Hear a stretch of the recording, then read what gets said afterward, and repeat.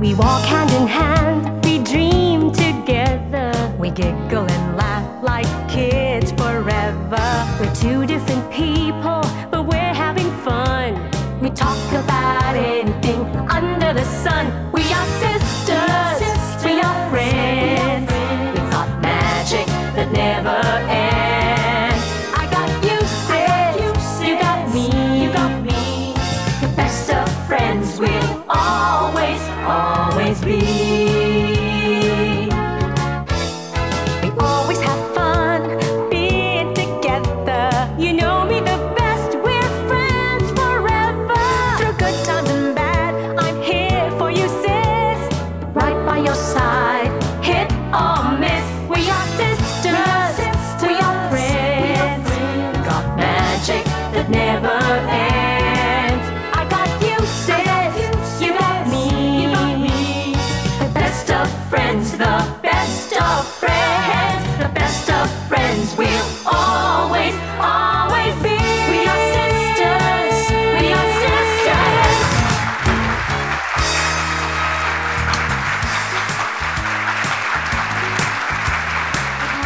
Morning! Morning! Paano nga ba natin inaalala ang ating kabataan? Jelly. Through songs. Through songs. Di ba pwede Okay. yun? Pag ano, Parang... ito yung kanta nun, naalala ko yung gustong kanta nun. Parang kanina, di ba sabi ko nga sa'yo, ito nung dito tayo nakatira, alam ko ito yung mga kanta nun. Usong kanta nun, Oo, di ba? Ito yung usong masikat. kanta nun. Oo, pagkatapos, tingnan mo ha, I think, sa history ng movies, most of the titles of the movies, Nanggagaling sa kanta. nanggagaling sa mga kantang nag-hit. Katulad yung pagdating ng panahon. Pagdating ng panahon, tapos naging soap opera pa kagaya ng Kung Mawawala Ka, Sana'y Ikaw Na Nga. Oh, at ikaw lang ang mamahalin. Lahat yun galing sa kanta. O nga, no? Bakit ba ganun? Kailangan, ang recall ng pelikula, galing din sa kanta. Minsan, ganun. yung mga storya nung mga napapanood natin, nanggagaling doon sa storya ng kanta. Nagte-take off from the story nung kanta. Tsaka tapos, iniiba-iba nila yung mga version ng mga kanta. Pero syempre, the original is still the best. Tapos pag may mga kantang talagang naging hit or talagang napakaganda, usually, nire-revive. At Na pag nire-revive, masasabi mo na talagang, wow, yung kantang yun talagang sumikat siya kasi nire-revive siya. Correct. Sabi ko nga kanina, di ba? Oo, sabi mo nga yun. Bueno. Actually, tanongin natin yung mga kasama natin dito. Parang meron din sila mga favorite na mga iniisip nilang nagmarka sa mga buhay nila. At bakit kaya? Tanong natin dito si Ariel. Uy, andito pala asawa ko. Ariel! Ay! Diretso ang buhok. Grabe. Ano para sa'yo ang kantang walang kakupas-kupas? Yung pong anak po. Oh, parang... Bakit anak? Dahil po pag nakakarinig ko po yung kantang yan parang may isang aral po sa akin. Bilang ama o Ikaw ba yung kinukwento doon sa kanta ikaw ba yung anak na talaga namang grabe? Hindi naman po, medyo may napulot lang po ako ng isang bahagi sa buhay ko po. Ayan, very good. May isa pa tayo. Si Mami Loreto. Po.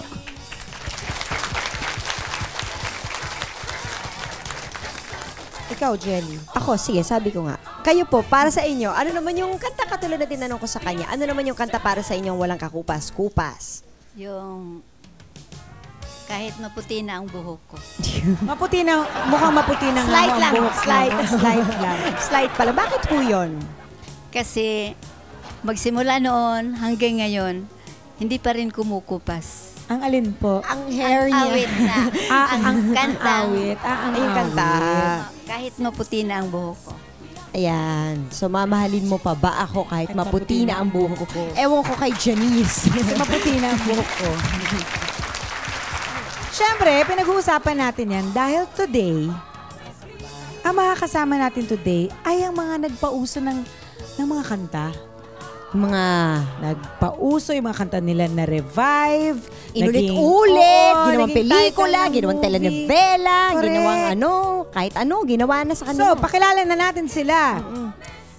Pelikula at telenovela sa mga songs niya kinukuha. Ray Valera. Good morning! 1982 OPM hitmaker Marco Sison. undisputed jukebox queen, Imelda Papin. 100 versions ang nagawa sa kanyang song in 23 languages, Freddy Aguilar.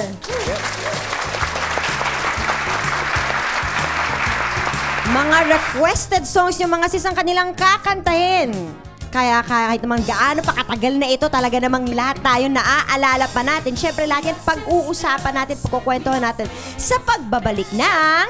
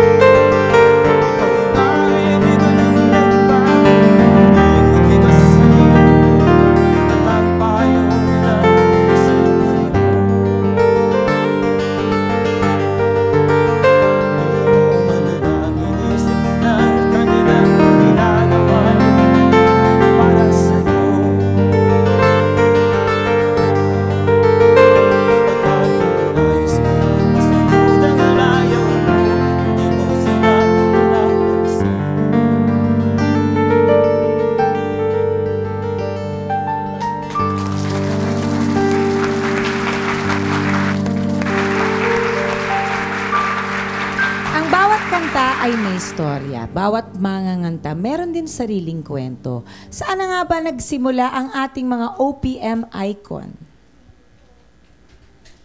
So, paano nga ba kayo nagsalita? Ay, nagsimula ka, friend. Paano po kayo nagsimula? Yun pong kinanta kong anak na-discover po yan noong 1978 dun sa first Metro Manila Popular Music Festival. At sa kasawiang palad po, hindi nanalo yung song. No? Ay, hindi siya Wala nanalo. siyang naging pwesto. Although overnight, pagkagising ko kinabukasan, medyo maraming tao dun sa kalye namin sa Pasay at punong-puno. Akala ko may sunog. Yun pala, kinukongratulate ako ng mga tao. At sabi nila maganda yung song ko, yun daw ang bibili nila, kahit hindi raw nanalo. Tapos pagbuklat ko ng dyaryo, yun din ang laman ng dyaryo. Sabi ng dyaryo, this is my winner. Sabi ng Manila Bulletin, sabi niya, hindi, sabi no, so nangyari, nagkaroon tuloy ng phenomenal success yung song. And I thought all the while, this was what won.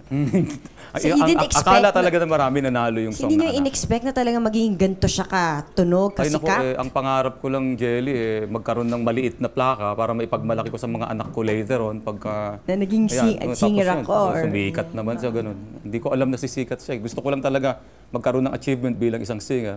Kasi ang singer, pag walang plaka, parang kulang yung iyong pagiging singer. Correct. Si Marco Sison naman pala, Janice, yung mga hit niyang kanta, hindi na feel. Ayaw mo kantahin? Bakit naman? Ewan ko ba, may mali yata sa akin. Basta pagka hindi ko gusto yung kanta, nag-hit. Siguro, may kinalaman siguro yun sa di ba pagka yung maturity mo sa pagtanggap ng isang bagay, for example, yan, katulad ko, singer ako, iba yung nasa isip kong kakantahin, tapos ibang ino-offer sa akin ng record company, especially ng producer. Ang producer, syempre, siya Alam ang nila. nakakaalam para sa'yo. Ako naman, as an artist, ang gusto kong kantahin, yung feel ko lang. Yung mga masarap kantahin. Oo, yung mga masasarap kantahin. Nagkakataon na yung hindi ko mga feel, yun ang nagiging successful. Ewan ko ba kung bakit. So, hindi mo pala feel yung mga kinanta mong, it's, Yung make believe, yung Idol or Nafe. Hindi mo feel yun? Ang cute yun eh. Hindi ko alam na cute yun eh. Sabi nga ni Louie Ocampo, yung composer, sige ka, pag hindi mo kinanta yan, sayang, mag-hit yan sa ibang singer. Si Tita Mel, swerte daw siya sa mga kantang napupunta sa kanya. Talaga nga bang swerte yung Tita Mel? Or ano lang, parang wala? Swerte siguro. Kasi, hindi ba, may kasabihan na kung sayo-sayo. Kagaya ng babaeng makasalanan, lalaking salawahan. Hindi naman ako makasalanan. Pero, sa akin ibinigay ng Wonderland Records ni Alice Cabahog at ni George Canseco. Naging theme song ng movie yun. Ano na ako, yung karamihan ng mga hit songs ko, puro theme song ng movies. Mas mahirap pa maging singer noon or mas mahirap maging singer now? Kasi mas marami ngayon, samantalang noon, hindi ganun kadaming singers. Ay, mas mahirap nung araw, Janice, no? Alam mo kung bakit? Talaga? Bawal kang kumanta ng original songs mo. Doon pa lang, masakit na sa isang artist yun eh. Kailangan kumanta ka ng top 40, top 50, top 100. Kasi hindi pa masyadong OPM ngayon, nun. kahit na anong kantahin mo kahit na magsisigaw ka lang dyan, okay na eh. Tsaka kasi sanay ang mga Pilipino sa mga Johnny Mathis of the Philippines, Ayan, Johnny Frank Sinatra Kamatis. of the Philippines. Yung mga ganon, dapat nung pumasok yung OPM, nagkaroon ng originality ang mga Filipino singers. Pero isang mapagmamalaki ko doon sa era na yon, yung panahon na yon, ang pagkakaiba lang namin sa ngayon sa kanila. Kami noon mayroong pinaglaban somehow na pinilit namin kasi noon pag sinabing Tagalog o Pilipino, bakya na kagad. Bakya na kagad, baduy, ganun. Ngayon, makakarinig kayo sa radyo ng Tagalog o ng na hindi nyo iniisip na baduy yan o whatever. Pero noon pinaglalaban namin yun, medyo mahirap-hirap para i-introduce yung Pilipino sa... Pinaglaban and at the same time, sinuportahan kami ng gobyerno. That time. Kaya ang OPM talaga namang, yun ang naging Sa masusing pagbabantay ni the late Caduroy Valencia. Correct. Oo. Kasi pagbantay. Yan sana ang hinihingi rin namin. Sana supportahan din ng government. gobyerno uli ngayon ng mga OPM. Ibalik kasi ulit. Dapat ibalik uli eh. Hindi lang sa OPM music, pati sa piracy. Hindi lang music siguro, pati film. Music and film magkasama. Would you say na isa kayo sa mga part kayo ng mga naging pioneer ng pag-usbong ng OPM? Oh, definitely. Yeah, dun sa era na yun, siguro sinwerte lang na yung time na yun, nandun na kami nila Ray, no? We have no choice kasi yun yung hinihingi ng pagkakataon na we have to voice out something na ito ang gusto namin, tumugtog ng original. Hindi na lang ginawa niyo yun, talaga naman. Pero ang kagandahan naman, it was in 1978 na talagang nag-bloom ang Pinoy music. Noong 1978, iisa lang ang sumikat na foreign song sa Pilipinas. Nag-iisa lang yun. Yung kanta ni Billy Joel. I love you just the way you are. Yun lang ang lumusot yan. Walang nakalusot na ibang English. Laban sa English, laban sa Pilipino. Laban sa Pilipino. Lumamang ang Pilipino during that time. Hindi kasi may support ng government eh. Kaya sana ganun ngayon pa rin, ano? Sana ibalik nila yun. Magkaisa na lang tayo. Puntahan natin sa Presidente para suportahan talagang OPM music. Ang industry, no? Whether sa music, sa movies, para tuloy-tuloy ang... Saka Mare, yung batas na umiiral nung time na sinasabi mo may support ng gobyerno, hindi pa nare-repeal. Nandyan pa rin yung batas. All you have to do is implement it all over again. That's right. Bueno, hindi po niya feel, pero feel na feel namin to the max ang make-believe. Pakinggan natin si Mr. Marco Sison.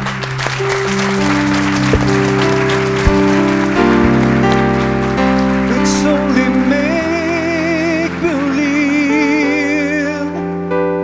I just can't go on without your smile, without your touch, without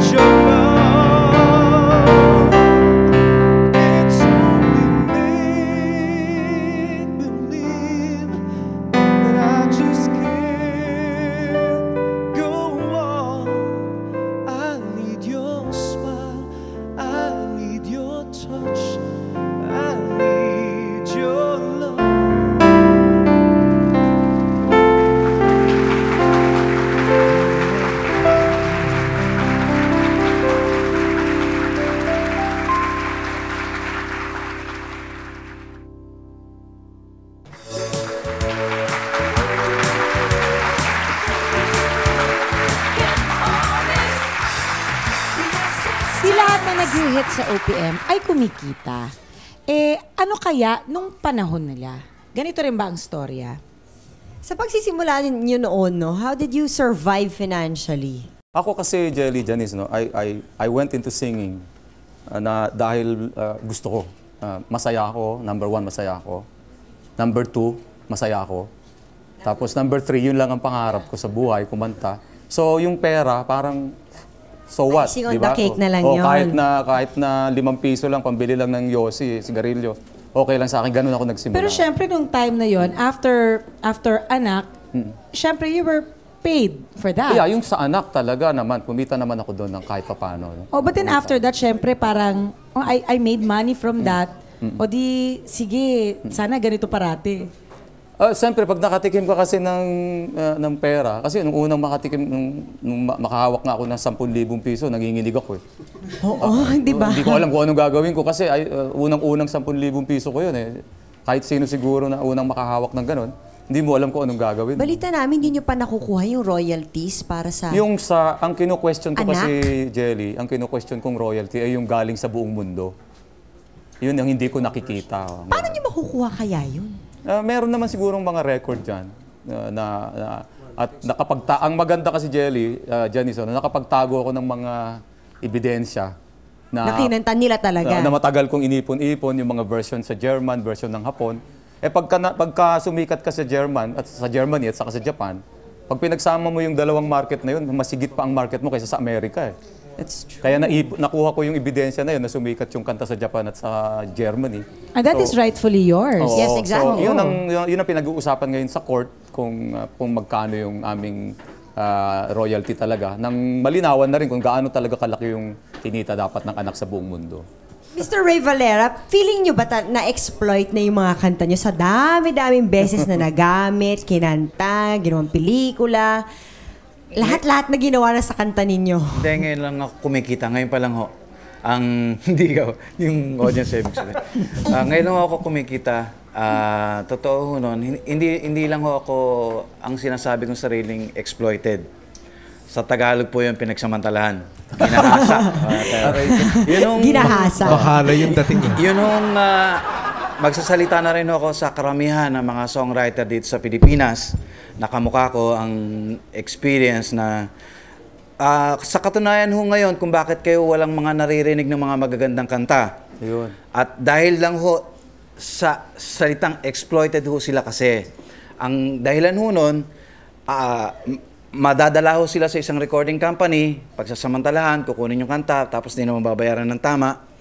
Kung sumikat man yung kanta, hindi naman ho importante sa amin talaga yung pera eh.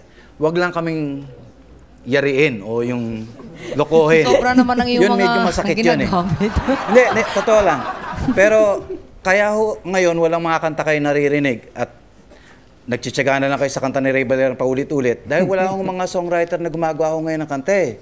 Isa hong dahilan yun kung bakit walang mga songwriters ngayon na nagpipilit gumawa ng kanta dahil wala silang napapala. Ayun. Nagtatrabaho na lang yan, nagtatricycle na lang yan, mas may kikitain pa sila kaysa sa gumawa ng kanta. Hayaan mo. Yun ang dahilan. Hayaan mo, Ray, Marco, Freddy, at lahat ng mga nasa music industry, yung mga artists, mag-ano tayo, we have this Musico Guild Foundation, Musicians, Singers, and Composers Guild Foundation. I'm spearheading this one, and we'll talk about this, and we'll try to help the industry. Sana naman, sayang naman yung talent. Hindi, tsaka kung hindi... Actually, there's nothing wrong with the word exploit. No? Okay lang yun.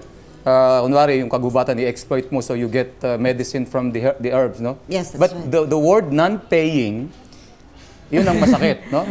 Kasi pag may in-exploit ka dapat, meron kang babayaran. At least nagamit, di ba? Kasi kailangan gamitin talaga yung At saka not only that, no, in addition to your statement, Kaka, yung song, minsan binabayaran ng outright. Sometimes, di ba?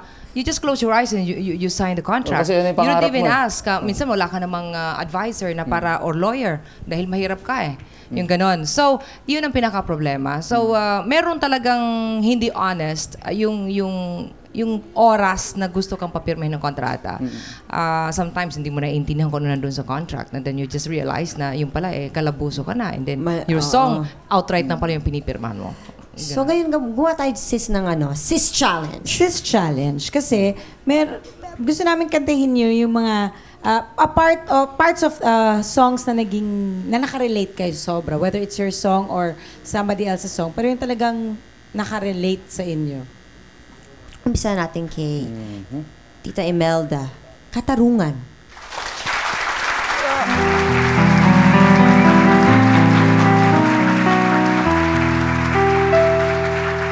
Wala akong kasalanan. Bakit pinagbibintangan?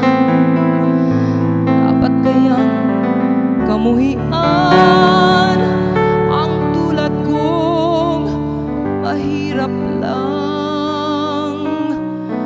Wala silang karapatan na ay paratangan pagkat sila'y walang alam sa tunay kong pinagmulan. Wala kong kasalanan, sana ako'y huwag husgahan. Kasalanan di ko alam, hangat ko ay katarungan.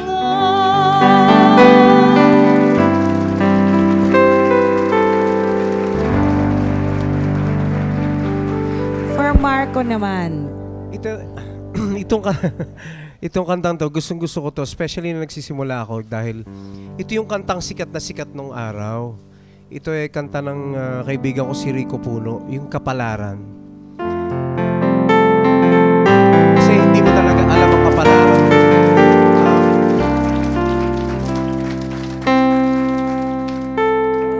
Bakit kaya tao mayroong mayaman, may api sa mundo, kapalaran kung hanapin di matatagpuan, at kung minsa'y lumalapit nang di mo alam. Bakit kaya may ligaya at lumbay sa pag-ibig, may bigot tagumpay? Di malaman, di maisip kung anong kapalaran. Yun. Kasi hindi mo alam yung future. Si Ka Freddy naman. Ka Freddy, medyo na-intrigue ako kasi yung kanta is Alaala Mo Ama. No, alaala ni Ama. Anak, tapos alaala mo. Di ba? Alaala Kasi- ni Ima. Napaka-related niya. Kasi ang papang ko, ayaw niya akong pumasok talaga sa music. Kaya para matupad ko yung music ko, kailangan umalis ako sa bahay namin. Kasi ang patakaran ng tatay ko sa bahay, hanggat nandun ka sa bahay niya, susunod ka sa kanyang patakaran. So, hindi na ako makakasunod dahil gusto kong kumanta talaga. Gusto niya akong maging abogado. Gusto ko namang maging Layo. singer. Layo. Oo. Yeah.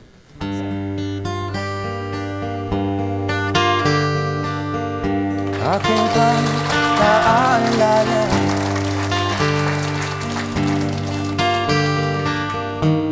nung si Amay nabubuhay pa. Ang sabi niya ay Freddy, mag-aral kang mabuti. Tulungan mo ang iyong sarili. Ang nais niya ay hindi nasunod, pagkat ako'y may dahilan. Ang nais ko'y humawit, tumugtog ng gitara. Thank you. At si Ray naman, Malayo Pa Ang Umaga. I remember this was a teleserye before. Yeah, before. Sali ako to. Oh, Without Seeing the Dawn. Yeah. Pero may kinalaman to doon sa feeling ko during that time na kahit ngayon, tingin ko medyo may kalabuan pa rin yung tayo, yung musika natin sa Pilipinas. So it's like a personal, parang in a feeling way, mo siya. Feeling na sa, pakinggan nyo to yung ibig sabihin. Malayo pa ang umaga, kahit sa dilim, naghihintay pa rin, umaasa, bukas ay may liwanag sa aking buhay. Umaga ko'y aking hinihintay, malayo pa ang umaga, di matanaw ang pag-asa, hanggang kailan matitis ang paghihirap ko at sa dilim. Ayan, malayo pa ang umaga. parang hirap ng buhay. Hindi lang, tutuloy ko yun. Music industry, malayo pa ang umaga.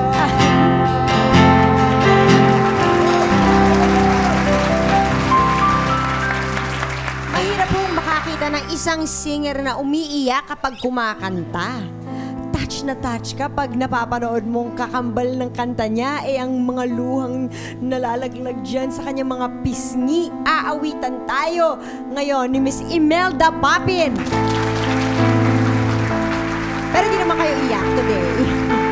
Ay ako na makasalanan, umibig sa'yo na isang salawahan. Parusa ba ito ng ating kapalaran? Ang buhay ba kaya ay sadyang ganyan?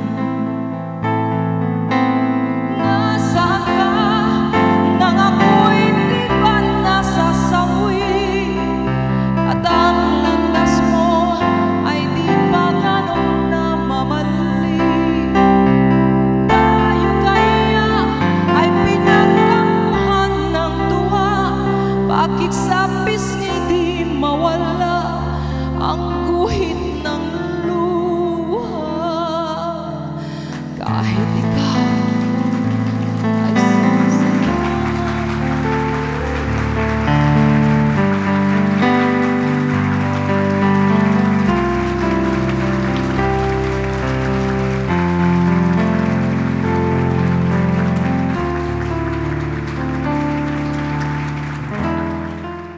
I got you, sis. You got me.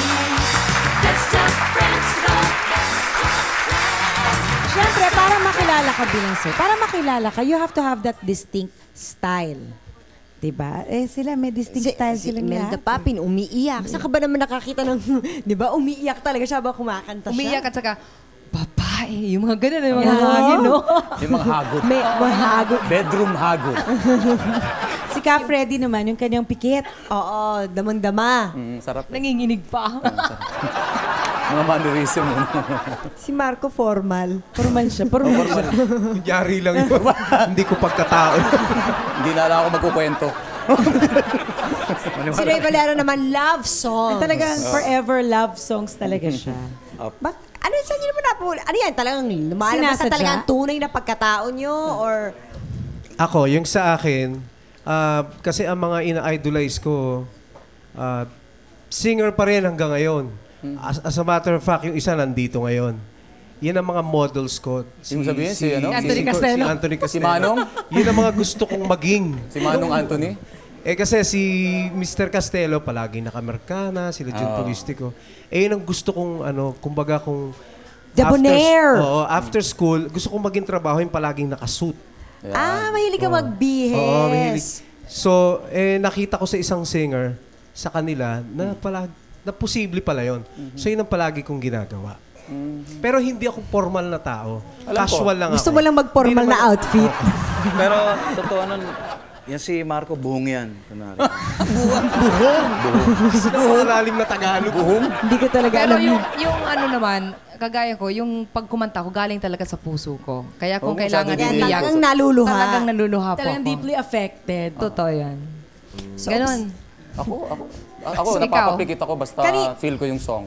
Talagang pipikit Kung ka. ano-anong mannerism na lumalabas sa katawan ko, pikit. Kung ano-ano lumalabas. Wala na. Wala na sa sarili. Masarap na eh. Possessed na siya ng mga Possess panahon na, yan. possess. So kanina tinanong natin sila kung ano yung mga songs na nakaka-relate sila. Ngayon naman, Janice, Yung mga novelty songs. nila. Meron ko yan. Mag-exercise tayo tuwing mga ganun. Si Marco, yun ngang si Aida, si Lorna, si Fena, iniwan niya. Sample naman. O pare ko, ang kwento ko'y pakinggan mo. Baka sakali ako'y matulungan sa problema ko. Sino sa tatlo ang isosyota ko? Parang awa mo na pare, si Aida o si Nora o si Fe. Bakit kaya yun ang napiling mga pangalan? Oo. Si Aida, si Lorna, o si Saka si Fe. Fe. Si Tita Belle naman, isang umaga.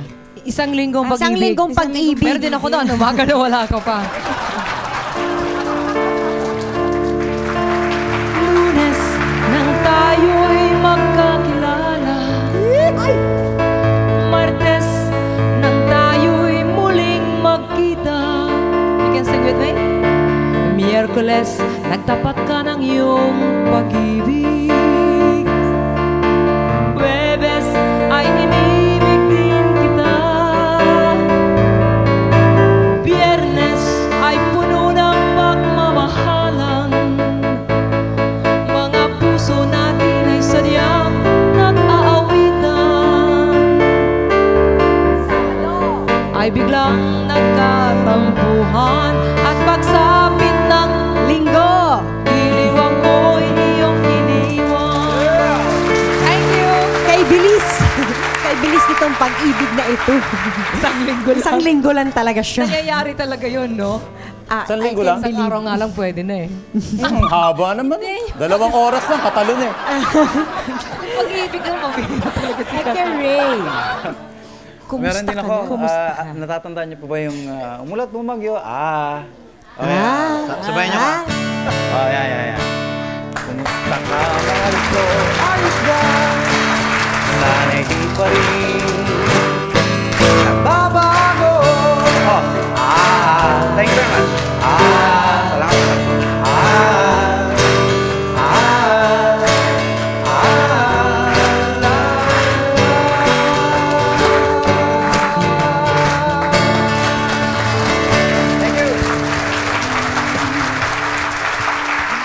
Ito po ang kantang malapit sa puso ng mga OFW. Let's hear it from Freddie Aguilar. Pwede kayong sumabay anytime, ha? Panaginip ko'y laging ikaw, sinta. Kahit na dilat yaring mata. Alright.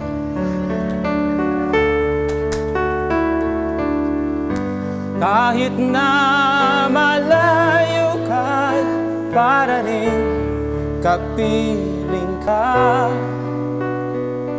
mahal.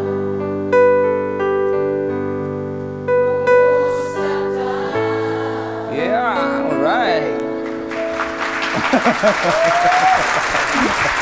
Magbabalik po ang sis! Pwede ka nang sumali sa chikahan. Harap-harapan, face-to-face, heart-to-heart. Dito mismo sa bagong bahay namin, GMA Studio A. Ipunin ang mga kasis sa barangay, mga kumare, mga kamag-anak at kabarkada at makipag-ugnayan sa SIS Production Office 928-7021 Local 312 or pwede rin mag-text o tumawag sa 0919-322-0475. Hanapin lang si May Pineda. Sagot namin ang chika, pati merienda. Because We are sisters.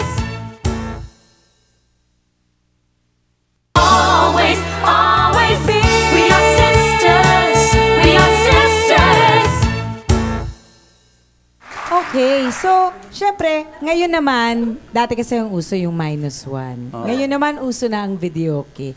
Ano nararamdaman nyo? Have you actually been to a videoke place na nakikita nyo? Ako I've been to videoke.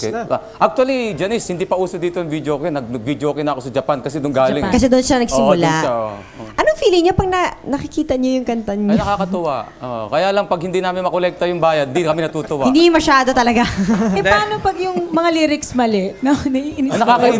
Nakakainis. Mali lyrics. Mali lyrics. Kaya nga, Hindi, alam mo, nakakaano doon, yun talagang medyo nakakainis. Yung bang kung sino-sino yung lakad ng lakad na kung Wala namang connection dun sa kanta. Naglalakad lang. Lakad siya ng lakad. Kaya nga yung ginawa namin, di ba sa kami. Concord, meron tayong Meron ginawang kaming video videoke linabas doon. at Kami saka mismo DVD. kumakanta. Ganun din si Ariel. Meron na Si rin ako Ariel. ngayon. So pwede mo kaming sabayan, pwede mong alisin yung boses namin, pwede kang sumabay Pwedeng sa may amin. boses, pwedeng Ang wala. problema, kami ang nakikita doon. Mabuti kung gwapo siya at maganda ako. Sila naman yung lakad ng lakad. Ikaw naman, Sila masyado din ka naman ang naman. lakad ng lakad. At Masyado ka least naman sila yung humble. kumanta, di ba? Kayo naman ang lakad ng lakad doon, gano'n. Hindi. Kami naman ang lakad ng lakad, di ba? Malaki naman ang budget eh. Oh, so ito na, Janice, ang sis challenge na naman. Talagang pinahihirapan natin yung mga guests natin today. Kasi alam natin kaya nila. Oo, kayang-kaya niya kasi wala namang, ano ba naman. Daming challenge. Yan. Alam niyo po sila, di syempre, when they started, medyo sila na rin nagsabi may katagalan na. Pero kahit na may katagalan na, kayang-kaya pa rin nilang makipagsabayan sa mga talents ngayon. Dapat naman. Hindi ba, sis? Yes, so kaya susubukan natin ang kanilang Power. powers. Kung kaya pa ng kanilang power. Power. Oh, pambati ni Miss Mel. Indang the Puppet. Okay, itong song pong ito, nirevive po ng Universal Records. At ibibigay ko ito kay Janice. Ay, tayo! Ito po yung pinakabago kong album under Universal Records. Bakit po na may kasamang itlog daw sabi ni Freddie? May Hindi. kasamang ano yan? egg Scented na- Candle. Oo. At yung Tangi Ikaw, yun ang susunod natin i-release, di ba? Simulat sa pool, mahal kita, nalalaman mo, walang-wala sa loob ko. Iiwanan mo, kung akala ko'y hanggang wakas, bakit biglang nagbago? Balat kayo lamang pala, naniwala naman ako. Everybody sing, here we go. Kung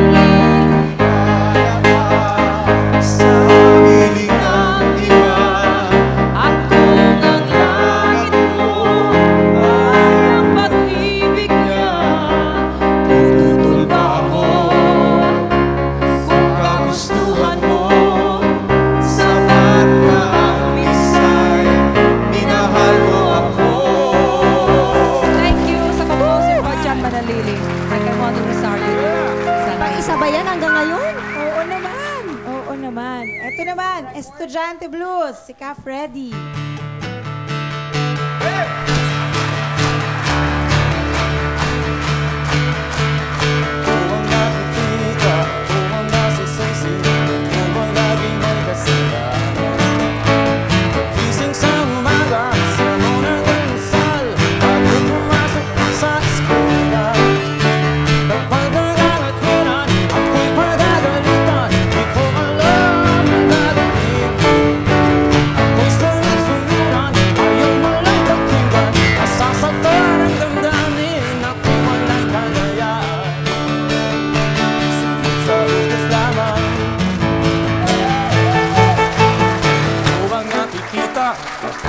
Ako ang laging may kasalanan. Kawawa naman. Kawawa. Yes. Okay, si Marco. Superman. Bagong song. Ang Bagong kakatayin kanta. niya yung ano. Yung ano. Okay, bagong song. Bago yan. Bago yan. Bago to. Bago yan. Ah, ba?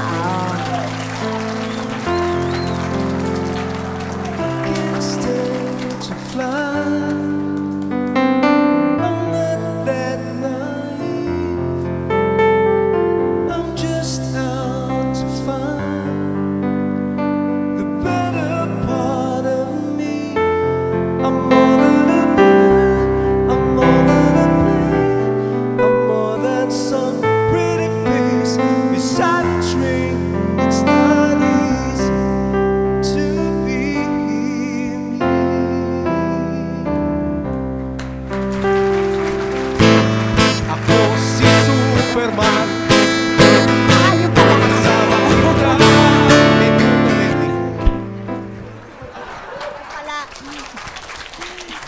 Singit kami, no? Iba talaga yung marinig mo, yung orig.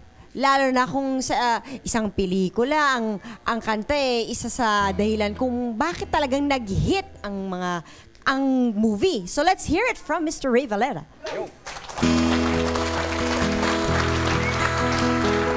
Pag-ibig ay sadyang ganyan.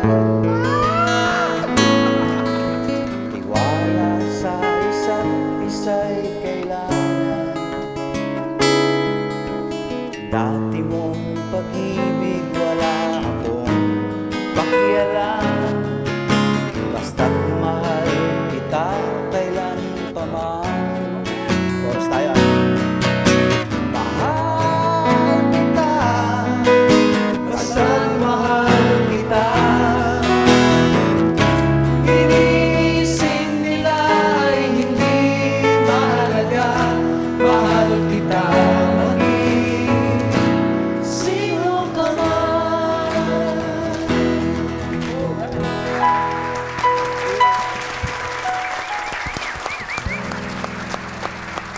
Always, always be.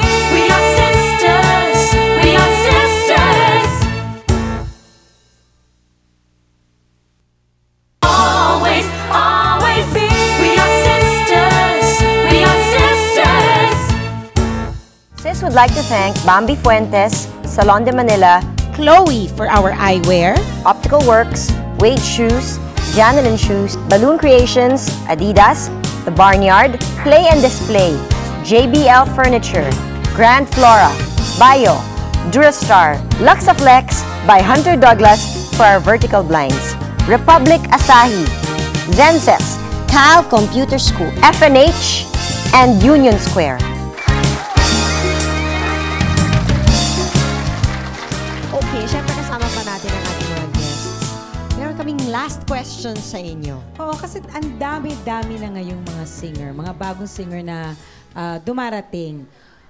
Sa mga young singers na to, what is your message? Love your career. Kahit singer ka ba o ano ka, pag mahal mo siya, okay lang. Love it. Huwag ka na makakalimbot sa Panginoon. At maging humble ka lang. Huwag kang mayabang. Kahit na narating mo lang. Importante rin yun. Yung narating din namin. Yun lang. You have to know what you want. At tapos, you work on it with determination. Ayan. Sa akin, kung po pwede niyang pakisamahan, ultimong maliit na cameraman, maliit na crew, staff, kahit na taga-timpla ng kape. Dahil although maliit na bagay sa kanya yun, pero sa taong yun, malaking bagay yun. Hindi na siya malilimutan nun habang nabubuhay yan. Tama. Totoo yan. Totoo yan. Actually, ang music at saka ang audience, parang ano yun parang mag-asawa. Kasi may isa dyan, nawawala, or nagpapahinga, or nagre-retire. Pero the music still goes on. The music lingers on and will never be forgotten. Never ever, lalo na your music. Thank you very much for Thank you joining very us much for joining us today. today. It's a pleasure. Salamat din. Mrs. Benya, thank you.